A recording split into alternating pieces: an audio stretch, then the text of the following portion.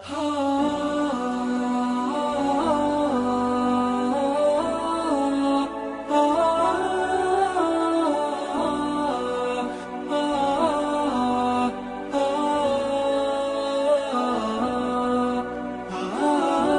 لله رب العالمين والصلاة والسلام على سيدنا محمد وعلى آله وصحبه وسلم.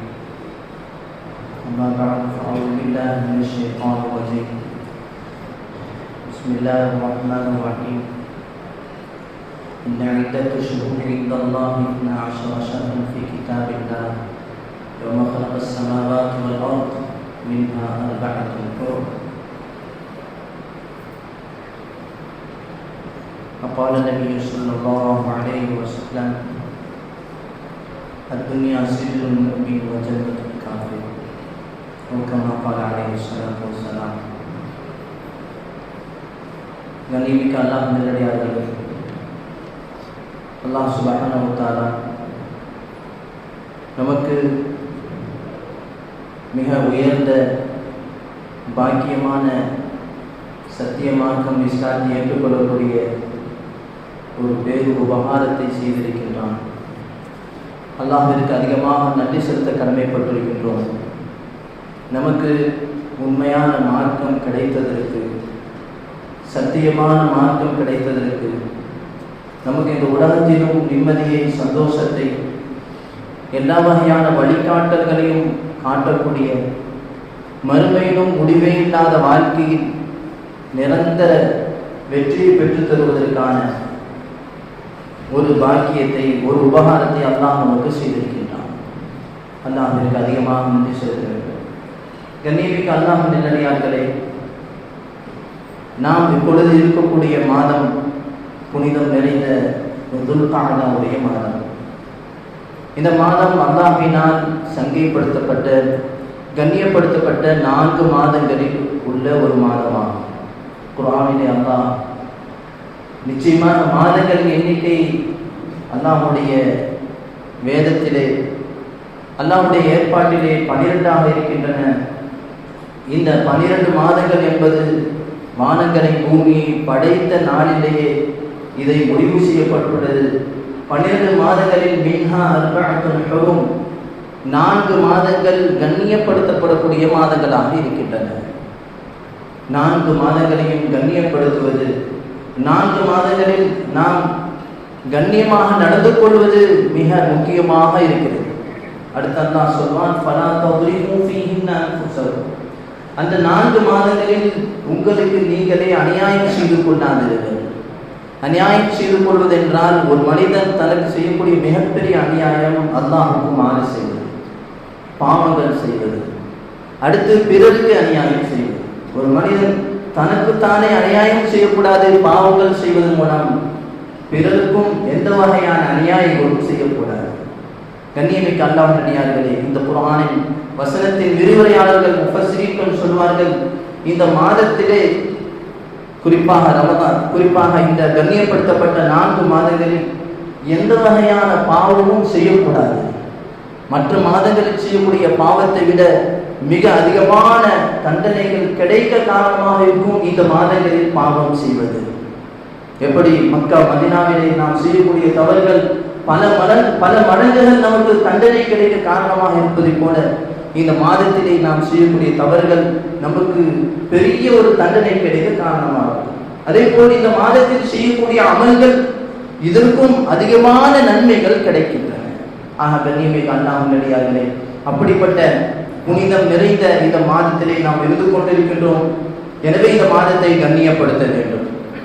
அடுத்ததாக இந்த மாதத்திலே ஷவ்வால், துல்காதா, துல்ஹிஜ்ஜாவுடைய முதல் 10 நாட்கள் ஹாஜிகள் ஹஜ் செய்யக்கூடிய நாட்களாக இருக்கின்றன. பல்வேறுபட்ட நாடுகளிலிருந்து பல்வேறுபட்ட இனத்தை சார்ந்தவர்கள், பல்வேறுபட்ட நிறத்தை சார்ந்தவர்கள், பல மொழி பேசக்கூடியவர்கள் கூட்டம் கூட்டமாக ஒன்று சேரக்கூடிய ஒரு கண்கொள்ளா காட்சி மக்காவிலே, மதீனாவிலே. கண்ணியமிக்க அல்லாஹ் நல்லடியார்களே, அப்படிப்பட்ட எல்லா முழு உலகத்திற்கும் கஅபாவாக, கிப்லாவாக இருக்கக்கூடிய கஅபத்துல்லாவை தரிசிப்பதற்காக மக்கள் கூட்டம் கூட்டமாக சென்று கொண்டிருக்கக்கூடிய நேரமாகவும் இருக்கின்றது. கண்ணியமிக்க அல்லாஹ் நல்லடியார்களே, அல்லாஹ் சுப்ஹானஹு வ தஆலா நாம் இந்த மாதத்தை சரியாக முறையாக கண்ணியப்படுத்துவதற்கும் அல்லாஹ் நமக்கு ஹஜ்ஜுடைய பாக்கியங்கள் கிடைப்பதற்கும் அல்லாஹ் தஆலா தௌஃபீக் செய்வானாக. கண்ணியமிக்க அல்லாஹ் நல்லடியார்களே, நாம் எப்பொழுது இருக்கக்கூடிய சூழ்நிலை, கால சூழ்நிலை மிகவும் வெப்பம் நிறைந்த ஒரு சூழ்நிலையாக இருக்கின்றது. கண்ணியமிக்க அல்லாஹ் நல்லடியார்களே, நம்முடைய உலமாக்கள் சொல்வார்கள், எப்படி அல்லாஹ் தஆலா சொர்க்கத்தின் சில முன் மாதிரிகளை, மாடல்களை, சேம்பிள்களை அல்லாஹ் இந்த உலகத்திலேயே சிலதை காட்டிருக்கின்றார். சொர்க்கத்தில் என்னென்ன பழங்கள் கிடைக்கும், அதனுடைய பெயர் குர்ஆனிலே சொல்லப்பட்டிருக்குது. அதை நாம் சேம்பிளாக ஆப்பிள் பழம், ஆரஞ்சு பழம், மாதுளை பழம், இது போன்ற பழங்களை நாம் அனுபவித்து சொர்க்கத்தில் இதைவிட நாம் சிந்தித்து பார்க்காத பழங்களை அல்லாஹ் தர இருக்கின்றான் என்பதை சிந்திக்க சொல்கின்றார்கள். அதே போல் சொர்க்கத்தில் கிடைக்கக்கூடிய பல விஷயங்களை இந்த உலகத்திலே ஒரு மாதிரியாக, ஒரு சாம்பிளாக அல்லாஹ் நமக்கு காட்டிருக்கின்றான். காரணம், நீங்கள் இதை வைத்து சொர்க்கத்தில் எவ்வளவு அழகாக, ருசியாக, எவ்வளவு கண்கொள்ளா காட்சியாக இருக்கும் என்ற சொர்க்கத்திற்கான தயாரிப்பு செய்வதற்காக. அதே போல் அல்லாஹ் சுப்ஹானஹு வ தஆலா நரகத்தின் மாதிரிகளை, நரகத்தின் சேம்பிள்களை அறிந்து கொள்வதற்காக அல்லாஹ் அவ்வப்போது சில கஷ்டமான சூழ்நிலைகளை ஏற்படுத்தி இருக்கின்றான். கடுமையாக வெயில் அடிப்பது, இது மனிதன் நரகத்தை நினைத்து பார்க்க வேண்டும். ஹதீஸிலேயே வந்திருக்கின்றது, நரகம் அல்லாஹ்விடத்திலே முறையிட்டதாம், என்னுடைய சூடு எனக்கே தாங்க முடியவில்லை. அப்பொழுது அல்லாஹ் சொன்னானாம், நீ ஒரு மூச்சு விடு. சொல்லப்படுது, அந்த மூச்சு தான் சொன்னார்கள், கடுமையாக நீங்கள் உணரக்கூடிய உஷ்ணம் நரகம் விடக்கூடிய மூச்சு என்பதாக சொன்னார்கள். கண்ணியமிக்க அல்லாஹ் நல்லடியார்களே, அல்லாஹ் சுப்ஹானஹு வ தஆலா இப்படி நரகத்தை கடுமையான கொடுமை நிறைந்ததாக படைத்திருக்கின்றான். எவ்வளவு கஷ்டமான உஷ்ணமாக நாம் பார்க்கின்றோம். வெயில் தாங்க முடியவில்லை, வேர்வைகள் வழிதோடுகின்றன. எப்போது நாம் வீட்டிற்கு செல்வோம் என்று இருக்கக்கூடிய நிலை. கண்ணியமிக்க அல்லாஹ் நல்லடியார்களே, நரகத்தின் அந்த கொடுமையான காட்சி, கண்ணியமிக்க அல்லாஹ் நல்லடியார்களே, ஹதீஸிலேயே சொன்னார்கள், மறுமையின் நரகத்தின் நரக நெருப்புகளில் 70 ஒரு பங்கு தான் இந்த உலகத்தின் நெருப்பு என்பதாக சொன்னார்கள். எனவே கண்ணியமிக்க அல்லாஹ் நல்லடியார்களே, சஹாபாக்கள் நரகத்துடைய ஆயத்துகள் வரக்கூடிய சந்தர்ப்பத்திலே மிகவும் பயப்படக்கூடியவர்களாக இருந்தார்கள். கடுமையான வெயில் காலத்திலே தலையிலே தண்ணீர் ஊற்றும் பொழுது, கடுமையாக கொதிக்கும் நேரத்திலே அவர்கள் நினைத்து பார்ப்பார்கள், யுஸப்பு மின் ஃபௌகி ரூஸிஹிமுல் ஹமீம் யுஸ்ஹரு பிஹி மா ஃபீ புதூனிஹிம் வல் ஜுலூத். மறுமை நாளில் நரகவாசிகளுக்கு கொதிக்கக்கூடிய நீரை அவர்களுடைய தலைகளிலே ஊற்றப்படும். அதனால் அது இறங்கக்கூடிய அந்த தண்ணீர் அவர்களுடைய உடல்களை எரித்து சாம்பலாக்கிவிடும் என்ற வசனத்தை ஓதக்கூடிய சஹாபி, மறுமையில் எனக்கு கிடைக்கக்கூடிய இந்த நரக நெருப்பு எவ்வளவு கொடுமையாக இருக்கின்றது, இந்த உலகத்துடைய நெருப்பையே, சூட்டையே தாங்க முடியவில்லை என்பதாக நினைத்து பார்ப்பார்கள். கண்ணியமிக்க அல்லாஹ் நல்லடியார்களே, இந்த வெயில் காலத்திலே நாம் லேசான ஆடைகளை அணிந்து கொள்கின்றோம், சூட்டுக்கு ஏற்றாற்புள்ள ஆடைகளை அணிந்து கொள்கின்றோம். மறுமை நாளிலே நரகவாசிகளுக்கு அணிவிக்கக்கூடிய ஆடை நரகத்தினால் ஆன ஆடைகளாக இருக்கும். குர்ஆனிலே சொல்லப்பட்டிருக்கிறது, அவர்களுக்கு நரகத்தினாலான ஆடைகள் அணிவிக்கப்படும். கண்ணியமிக்க அல்லாஹ் நல்லடியார்களே, அப்படிப்பட்ட அந்த நரகத்தை நினைத்து பார்ப்பதற்கான ஒரு சின்ன ஒரு முன்மாதிரியாக அல்லாஹ் தஆலா இந்த ஒரு உஷ்ணத்தை அல்லாஹ் ஏற்படுத்தி இருக்கின்றான். இந்த கடுமையான உஷ்ணம் நிறைந்த இந்த இப்படிப்பட்ட ஒரு கால சூழ்நிலையிலே நரகத்தை நினைத்து பார்க்க வேண்டும். நரகத்திற்கு செல்வதற்கு முன்னால் மஹ்ஷருடைய மைதானத்திலே சூரியன் நம்முடைய தலைக்கு நெருக்கத்திலே வந்துவிடும். ஒரு மைல் தொலைதூரத்தில் தான் இருக்கும். கோடான கோடி மைல் தூரத்தில் இருக்கக்கூடிய சூரியனுடைய அந்த உஷ்ணத்தை நம்மால் தாங்க முடியவில்லை. மறுமை நாளில் அல்லாஹ் தஆலா எல்லோரையும் நீதி விசாரணை செய்வதற்காக நிறுத்தப்படக்கூடிய அந்த மஹ்ஷருடைய மைதானத்திலே ஒவ்வொருவரும் தன்னுடைய அமல்களுக்கு ஏற்றாற்போல் வேர்வையில் மூழ்கி இருப்பார்கள். சில பேருக்கு கரண்டை கால் வரைக்கும் வேர்வைகள் இருக்கும், சில பேருக்கு முழங்கால் வரைக்கும், சில பேருக்கு இடுப்பு வரைக்கும், சில பேரை முழுமையாக மூடிவிடும் அளவுக்கு வேர்வைகளில் மூழ்கி இருப்பார்கள். கண்ணியமிக்க அல்லாஹ் நல்லடியார்களே, எதன் மூலம் அவர்கள் செய்யக்கூடிய அமல்கள், நல்ல அமல்கள் எந்த அளவுக்கு உயர்ந்ததாக இருக்குமோ அல்லாஹ் தஆலா அவர்களுக்கு உயர்ந்த அந்தஸ்தை கொடுப்பான். ஹதீஸ்களிலே சொல்லப்பட்டிருக்கிறது, சபஅத்துன் யுதிலுஹுமுல்லாஹு ஃபீ தில்லிஹி யௌம லா தில்ல இல்லா தில்லு.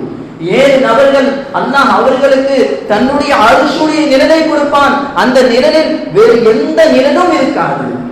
அர்ஷுடைய நிழலை கொடுப்பான். 7 நபர்கள் யார்?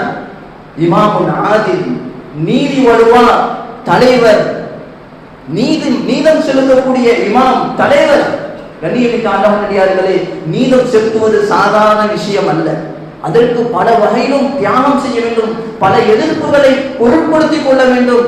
நீதம் செலுத்தக்கூடிய தலைவருக்கு அல்லாஹ் தஆலா, முஸ்லிம் தலைவருக்கு அல்லாஹ் தன்னுடைய அர்ஷுடன் நிலை கொடுக்கின்றான். இரண்டாவதாக சொன்னார்கள், ஷாபுன் நஷஅ ஃபீ இபாதத்தில்லாஹ், அல்லாஹ்வுடைய வணக்க வழிபாட்டில் தன்னுடைய வாலிபத்தை கழித்த வாலிபர். வாலிபர் பருவம் பல வகைகளிலும் அலைமோதக்கூடிய பருவம். எது கெட்டது எது நல்லது என்று பிரித்து விளங்காத அப்படிப்பட்ட அந்த பருவத்திலே தன்னுடைய மனோ இச்சையை அடைத்துக் கொண்டு அல்லாஹ்வுக்காக அல்லாஹ்வுடைய வணக்க வழிபாட்டிலே மஸ்ஜிதுடைய சூழ்நிலையிலே அல்லாஹ்வுடைய கடமைகளை சரியாக நிறைவேற்றுகின்றார். பாவமான சூழ்நிலைகளில் தன்னை தற்காத்துக் கொள்கின்றார். அப்படிப்பட்ட உயர்ந்த அந்த வாலிபர் அல்லாஹ் தான் அவருக்கு அர்ஷுடைய நிழலை கொடுக்கின்றான். அர்ஷுடைய நிலை கொடுக்கின்றான். அப்படிப்பட்ட வாலிப சமுதாயத்தை நாம் உருவாக்க வேண்டும். அப்படிப்பட்ட வாலிப சமுதாயத்தை உருவாக்க வேண்டும்.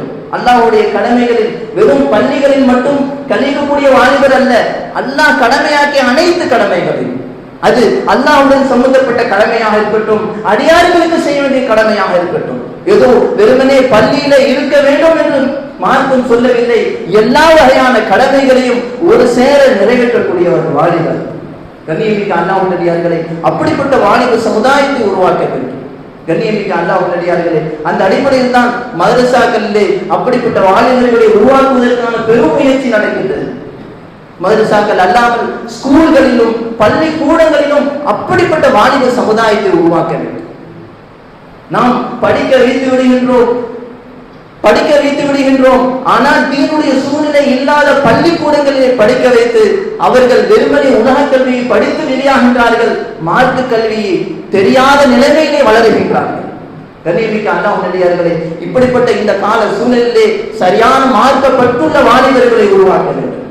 சொன்னார்கள் நபி ஸல்லல்லாஹு அலைஹி வஸல்லம், தன்னுடைய வாலிப பருவத்தில் வணக்க வழிபாட்டை கழித்த வாலிபர். மூன்றாவதாக சொன்னார்கள், 2 மனிதர்கள் அல்லாஹ்விற்காக நேசிக்கின்றார்கள்.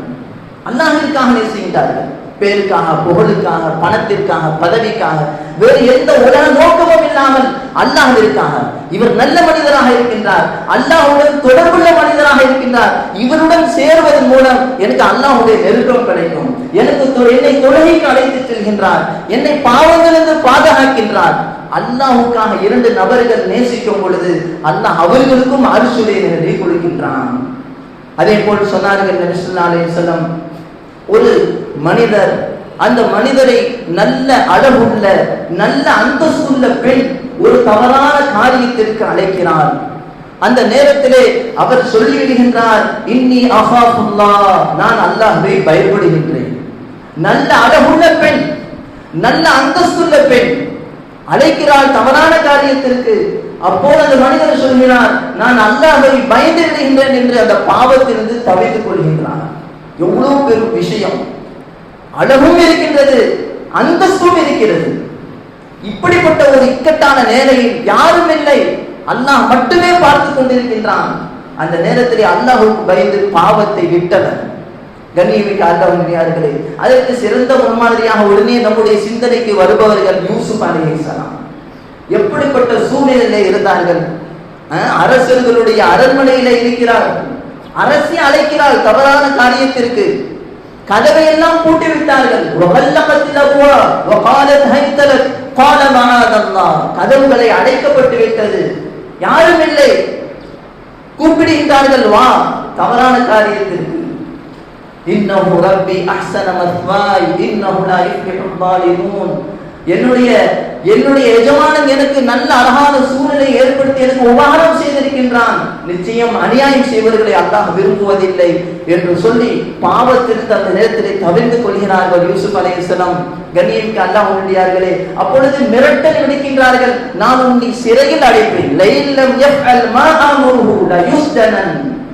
நான் அழைக்கக்கூடிய இந்த தவறான அழைப்பை அவர் அந்த யூசுப் ஏற்றுக்கொள்ளவில்லை என்றால் நிச்சயம் அவர் சிறையிலே அடைக்கப்படுவார். என்று அந்த அரசி கடுமையான முறையிலே மிரட்டல் விடுத்தார். அப்போது யூசுப் அலைஹிஸ்ஸலாம் அவர்கள் சொன்னார்கள், ரப்பி சிஜ்னு அஹப்பு இலைய மிம்மா யதுஊனனி இலைஹி. அவர்கள் என்னை சிறையிலே அடைக்கின்றார்களா, அடைக்கட்டும், எனக்கு சிறைச்சாலை மிக பிரியமானது. அவர்கள் அழைக்கக்கூடிய இந்த தவறான அழைப்பை விட சிறைச்சாலையை தேர்ந்தெடுத்து பல ஆண்டுகள் சிறையிலே இருந்தார்கள்.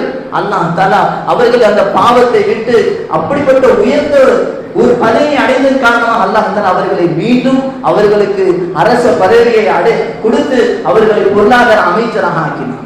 கண்ணியமிக்க அல்லாஹ்வுடையார்களே, ஆக சொன்னார்கள், ஒரு தவறான ஒரு காரியத்திற்காக அழைக்கக்கூடிய அந்த பெண்ணுடைய அழைப்பை ஏற்றுக்கொள்ளாமல் அல்லாஹ்வுக்கு பயந்து பாவத்தை விடக்கூடியவர். அப்படிப்பட்ட சமுதாயத்தை உருவாக்க வேண்டும். பாவங்கள் நிறைந்த ஒரு சூழ்நிலை, பாவத்திற்கு அழைப்பு விடப்படுகின்றது.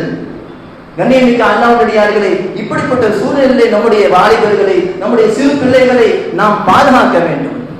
அதே போல் சொன்னார்கள் நபி ஸல்லல்லாஹு அலைஹி வஸல்லம், ரஜுலுன் கல்புஹு முஅல்லகும் பில் மஸாஜித், மஸ்ஜிதுடன் தொடர்புள்ள ஒரு மனிதர் எங்கு போனாலும் மஸ்ஜிதுக்கு எப்போது வருவோம், மஸ்ஜிதுடன் தொடர்புள்ளவர்கள். கண்ணியமிக்க அல்லாஹ்வுடையார்களே, மஸ்ஜித் அல்லாஹ்வுடைய வீடு.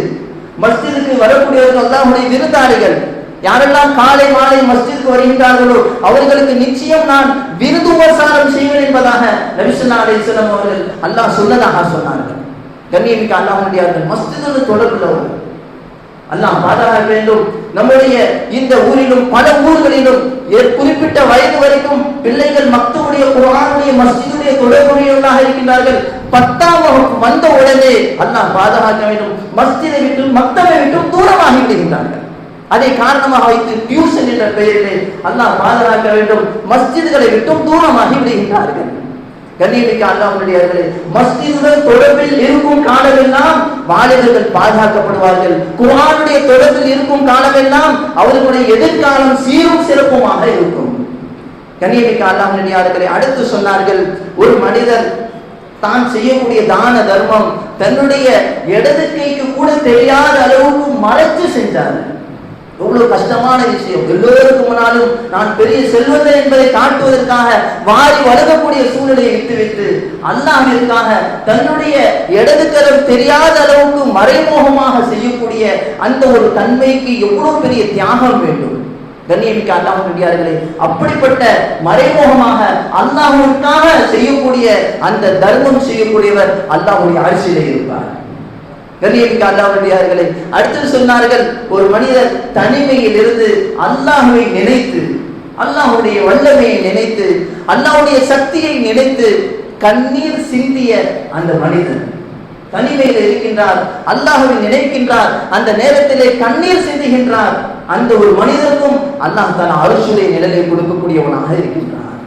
இப்படிப்பட்ட ஒரு 7 கூட்டத்தினர்கள் அல்லாஹ்வுடைய அருளுடைய நிழலை பெற்றுக் கொள்ளக்கூடிய பாக்கியசாலிகளாக இருக்கின்றார்கள். அப்படிப்பட்ட சமுதாயத்தை நாம் உருவாக்க வேண்டும். மறுமையிலே அப்படிப்பட்ட கடுமையான உஷ்ணம் நிறைந்த மஹ்ஷருடைய மைதானத்திலே அல்லாஹ் தன்னுடைய அருளுடைய நிழலை கொடுக்கின்றான் என்றால் இந்த உலகத்திலும் அல்லாஹ் தன் அப்படிப்பட்ட சூழலை ஏற்படுத்துவான். ஒரு பக்கம் இஸ்திஃபார் செய்கின்றோம், தௌபா செய்கின்றோம், எல்லா விதமான மலைக்கான ஏற்பாடுகள் செய்கின்றோம். இப்படிப்பட்ட 7 கூட்டத்தார்களில் நாம் இருக்க வேண்டும். எல்லா வகையான இபாதத்துகளையும் ஒரு சேர செய்ய வேண்டும். வெறுமனே திக்ர் செய்து விட்டோம், தௌபா செய்து விட்டோம், கொடுக்கல் வாங்கல்ல நேர்மை இல்லை, ஹலால் ஹராம் பேணுவதில்லை என்றால் அல்லாஹ்வுடைய உதவி கிடைக்காது. எல்லா வகையிலும் பரிபூர்ணமான முறையிலே அல்லாஹ்வுடைய நெருக்கத்தை பெற்றுக் கொள்ளக்கூடியவராக இருக்க வேண்டும். கண்ணியமிக்க அல்லாஹ்வுடையார்களே, அடுத்து ஒரு முக்கியமான விஷயம், உலமாக்கள் ஜமாஅத்துல் உலமா சார்பாக கேட்டுக்கொள்ளக்கூடிய விஷயம். இப்பொழுது இன்றைய தினம் 10ஆம் வகுப்பு மாணவர்களுக்கான ரிசல்ட் வெளியாக இருக்கும். சிலர் அதிகமான மதிப்பெண்கள் பெற்றிருப்பார்கள், சிலர் பலவீனமாக இருப்பார்கள். அதிகமான மதிப்பெண்கள் பெற்றவர்களுக்கும் சரியான முறையிலே வழிகாட்டி அவர்களை சரியான ஒரு இடத்திற்கு, அவர்களுக்கு நல்ல ஒரு கோர்ஸை தேர்ந்தெடுப்பதற்கு வழிகாட்ட வேண்டும். இதுதான் தேர்ந்தெடுக்க வேண்டும் என்பதாக நிர்பந்திக்க கூடாது. அந்த பிள்ளைகளுக்கு எது விருப்பமோ, எதன் பக்கம் ஆர்வம் இருக்கிறதோ அந்த வகையில் அவர்களுக்கு வழிகாட்ட வேண்டும். அடுத்து சில மாணவர்கள் பலவீனமாக குறைந்த மதிப்பெண்கள் எடுத்திருப்பார்கள், அவர்களை நாம் இன்னும் பலவீனப்படுத்தக்கூடாது. பரவாயில்லை, முன்னேறலாம், வாய்ப்பு இருக்கின்றது, சந்தர்ப்பம் இருக்கிறது, அதை நினைத்து வருந்த வேண்டாம், நிராசை அடைந்து விடாதீர்கள் என்பதாக அவர்களுக்கு வழிகாட்ட வேண்டும். இன்னும் சிலர் ஃபைலாக இருப்பார்கள், அவர்களை நாம் எந்த வகையிலும் அவர்களை காயப்படுத்தி விடக்கூடாது. ஏற்கனவே எப்பொழுது 10ஆம் வகுப்பு ரிசல்ட் வரும் என்ற அந்த எதிர்பார்ப்பில் இருந்திருப்பார்கள். வந்த பிறகு அவர்கள் தோல்வி அடைந்திருப்பது அவர்களுக்கு எந்த வகையிலும் மன நிராசையை ஏற்படுத்தி விடக்கூடாது. அவர்களுக்கு வழிகாட்ட வேண்டும். கண்ணியமிக்க அல்லாஹ்வுடையார்களே, அந்த 10ஆம் வகுப்பு படித்து முடித்த மாணவர்கள் நல்ல திறமையுள்ள மாணவர்களாக இருந்தால் குர்ஆனுடைய தொடர்புள்ள ஹாஃபிதுகளாக அல்லது ஆலிம்களாக உருவாகிறதுக்கு நாம் ஆர்வப்படுத்த வேண்டும். ஏதோ ஃபைல் ஆயிட்டாங்க அவங்கள மதுசாவை தூக்கி போடு என்பதாக நாம் குர்ஆனை கேவலப்படுத்தக்கூடாது. குர்ஆன் உயர்த்தது, கண்ணியமானது. அந்த கண்ணியமான அந்த கல்விக்கு நல்ல திறமையான மாணவர்களை நாம் சேர்த்து அவர்களை குர்ஆனுடைய ஹதீஸுடைய வழிகாட்டல் செய்யக்கூடிய ஆலிம்களாக ஆபிர்களாக உருவாக்க வேண்டும். அடுத்தது, இப்படிப்பட்ட உஷ்ணமான கால சூழ்நிலையிலே தண்ணீருக்கான ஏற்பாடு செய்து நபி ஸல்லல்லாஹு அலைஹி வஸல்லம் அவர்கள் சொன்னார்கள், சிறந்த ஒரு தர்மம் தண்ணீருடைய ஏற்பாடு செய்கிறது. ஒரு மனிதர் வந்து கேட்டார், யார சொல்ல என்னுடைய தாய் வர்ணித்து விட்டார்கள், நான் சதகா செய்யட்டுமா?